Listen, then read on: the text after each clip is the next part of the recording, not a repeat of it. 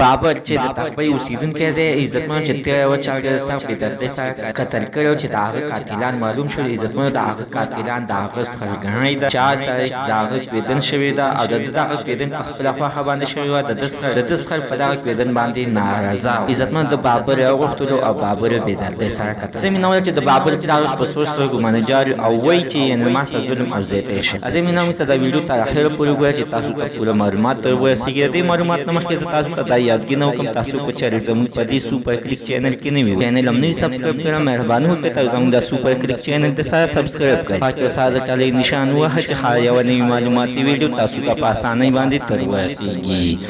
عزتمنو اوس تاسو دغه شانته ډېر ظلمونه کېږي چې تېره ورځ څنګه په تخبۍ کې بابر خلک چې د ګل غوندې خلک دي خپلې څخرګنۍ وغوښتو او ورته وویل چې راشه د بابر د څخرګنۍ ګاډی به یې چلولو، یعنې رشخه به یې چلوله چې عزتمن دا یعنې د دوی مزدورانو چې بابر په دغه جنۍ باندې مین شوی او د جنۍ مور سره مینه محبت پیدا شوی. خو جنۍ مور او پلار ته نه ویلې، خو بابر ته ویلې چې ته خپله رشته زموږ کره راولېږه چې ما وغواړم. خو عزتمنه بابر دغه شانتې وکړه چې جنۍ ته نه څنګه غوښتې وه. خو عزتمنه چې هغوی مو سره ومنله چې او راشه تاسو له به مونږ دا جنۍ درکړو. عزتمنه چې د دغه کوېدن په شپږمه میاشت شوې وه چې اوس پولیس هم نو دغه د بابر د څخرګنۍ د بابر وغوښتلو او ورته ویلې چې تاسو به یعنې واده څنګه کوئ او 15 تولې سونه به راته کوئ. خو عزتمنه د بابر پلار ته په جواب کې ویل چې د 15 تولو سونه یې وس زموږ هېڅکله نشته دی، خو په ډېره توګه باندې تاسو له به مونږ 2 تولې سونه به مو کوو. خو عزتمنه چې په د بابر چې به خپلې څخرګنۍ غوښته دی او ورته ویلې چې راشه، نو بابر یې هلته کې وجلی دی، بیا یې ترې سپېږمۍ ته هم کټ کړي، مخ هم ترې نه کټ کړی، شونډان هم ترې نه کټ کړي دي،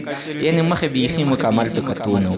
بابر مور او پلار ته که چغې وخې مونږ انصاف غواړو. بابر دوی اخر په څه باندې قتل کړی. د بابر دکه ګناه ده چې بابر مینه کړې. نو دغه کورنۍ ته د بابر مور او پلار ته د اوس انصاف ورکړل شي. واقعي خبره چې بابر سره ظلم او زیاتی شوی دی. نو زموږ سره تر نن خبر د دې ځای پورې د نویو معلوماتو په اړه د سره زموږ د سوپر کلیک چینل د سره سبسکرایب کړئ، خوا کې سره د کلی نشان ووهئ چې یوه نوي معلوماتي ویډیو تاسو ته په اسانۍ باندې تر ورسېږي.